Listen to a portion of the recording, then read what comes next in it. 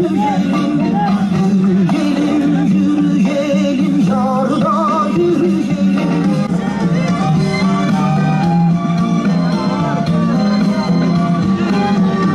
Özgürlüğün gölgesinde yasak olmaz bizlere. Özgürlüğün gölgesinde yasak olmaz bizlere.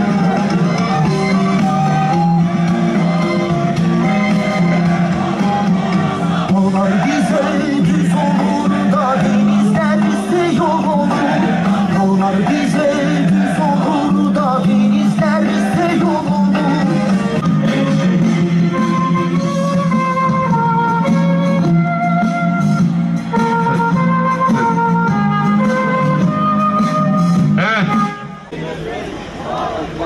Aracın önünü boşaltmanızı rica ediyoruz. Araç razılık edemiyor. Kazaya size verilmez diyor. Aracın önünü açalım. Cihat, şehadet! Cihat, şehadet! Cihat, şehadet!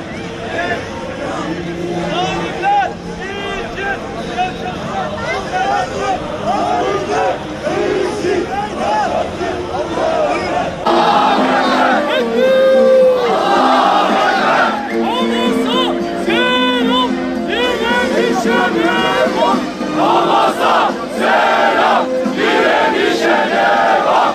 Hamas'a selam, direnişe devam.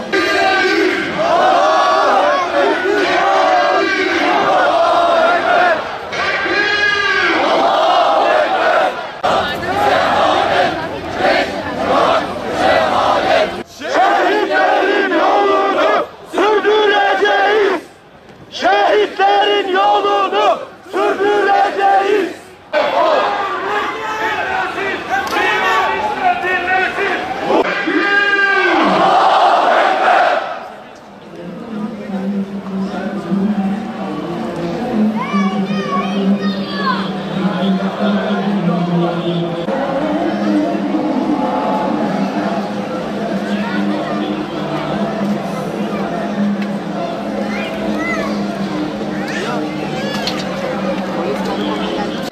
Uyuşukluk şifa bulmaz illettir.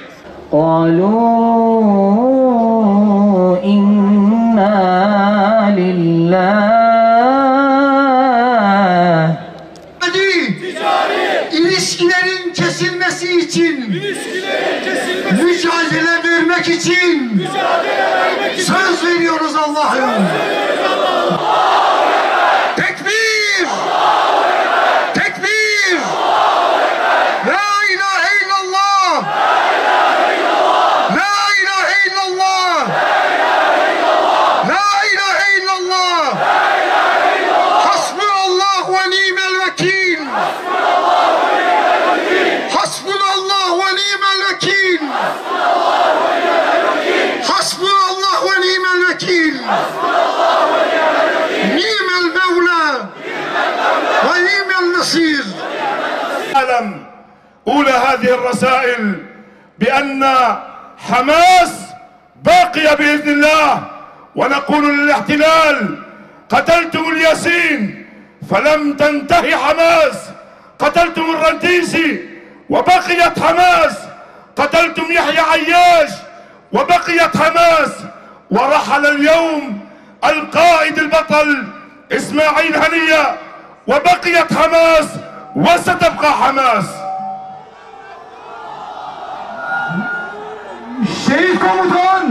Şehit komutan şehadete yürüdü. Ancak arkasında kanıyla beraber yazmış olduğu bize risaleler bıraktı. Bunlardan birincisi, bizlere bırakmış olduğu birinci risale Hamas'tır. İsrail'e, işgalci İsrail'e şunu söylüyor İsmail Haniye: siz Şeyh Ahmet Yasin'i şehit ettiniz, Hamas yoluna devam etti. Siz Abdülaziz Rantisi'yi şehit ettiniz, Hamas direnişe devam etti. Siz Yahya'yı şehit ettiniz, Hamas sizi vurmaya devam etti. Bugün de İzzetli komutan, şerefli asker, şerefli mümin İsmail Haniye'yi şehit ettiniz, ancak Hamas vurmaya devam edecek. Hamas direnişe devam edecek ve sizi o topraklardan sökene kadar da bir an olsun vazgeçmeyecek.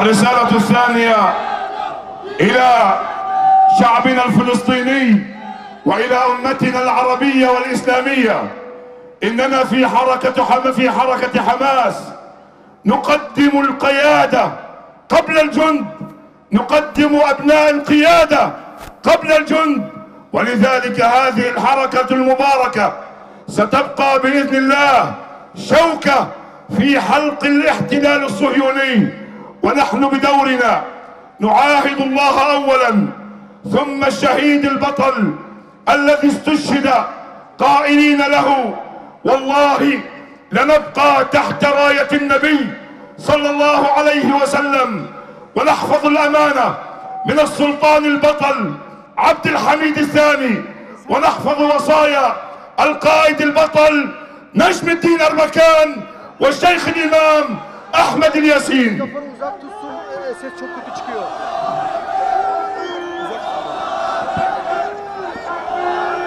Buradan ikinci risalemiz ise Filistin halkına, Gazze halkına ve bütün İslam ümmetinedir. Şunu iyi bilin ki bizim davamız şahıslara bağlı bir dava değildir. Bizim davamız komutanlara bağlı bir dava değildir. Bizim davamız yüreğimizde tutan İslam davasıdır. Ve emin olun ki bugün burada Allah'a ahd içiyoruz. Önce Allah'a, sonra da bugün şehit olan İsmail Heniye'ye söz veriyoruz. Hiçbir zaman davamızdan vazgeçmeyeceğiz. Peygamber Efendimizin sancağının altından hiçbir zaman çıkmayacağız. Büyük Sultan 2. Abdülhamit'in yolundan hiçbir zaman vazgeçmeyeceğiz. Merhum Necmettin Erbakan hocamızın yolundan hiçbir zaman vazgeçmeyeceğiz. Şehit Şeyh Ahmet Yasin'in yolundan hiçbir zaman vazgeçmeyeceğiz.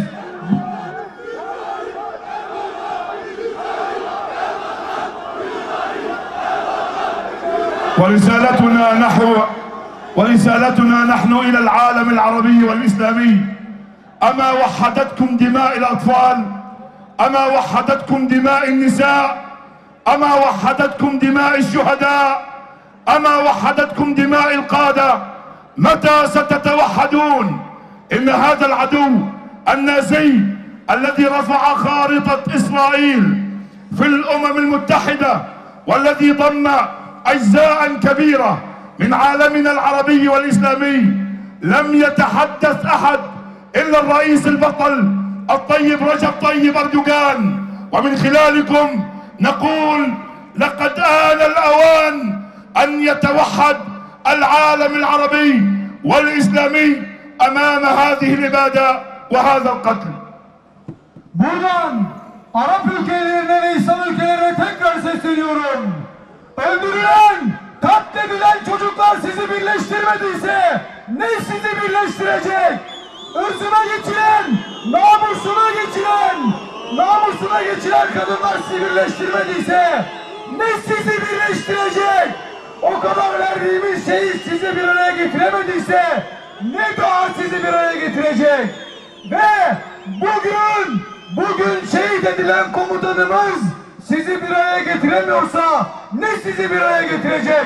Görüyorsunuz, Birleşmiş Milletler'de küffar tek millet oluyor.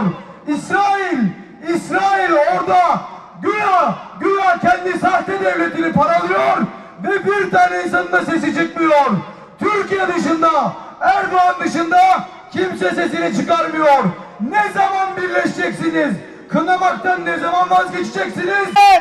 Bugün arzu ettiğimiz şehidimiz, azizimiz, liderimiz Şehit Haniye'nin vasiyetine bir kez daha meydanlar karşılık verdi. 40.000 tane şehidin bir araya getiremediği Müslümanları Haniye'nin son vasiyeti bir araya getirdi. Bütün camiaları, bütün siyasi görüşleri, cemiyetleri, dernekleri, vakıfları, bütün ümmetin renklerini bir arada görmeyi Rabbimize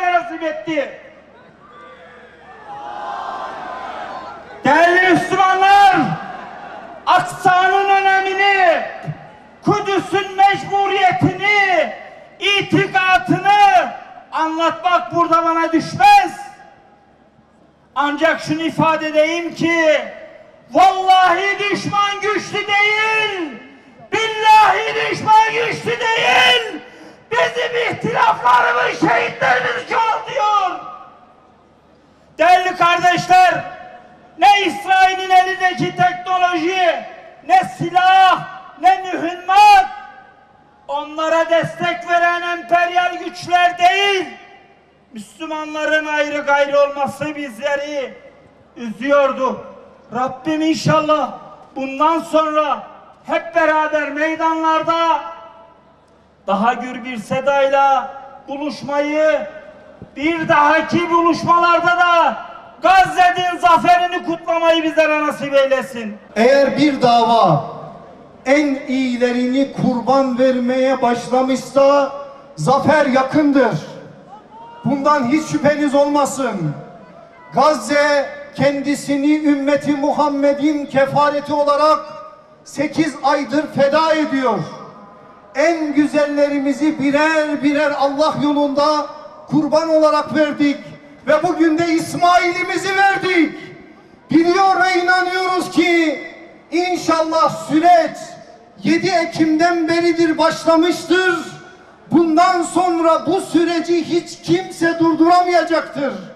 Ya hepimiz Mescid-i Aksa'nın, Kudüs'ün özgürlüğü için feda olacağız ya da zillete mahkum olacağız. Ama bugün bu meydanı dolduran siz güzel kardeşlerim bir kez daha aslında şunu ortaya koydunuz ki inşallah zafer yakın ve biz bu kanları akıttıkça uyuyan ümmeti dirilteceğiz. İnsanlığın damarlarına da yeniden ruh olacağız inşallah.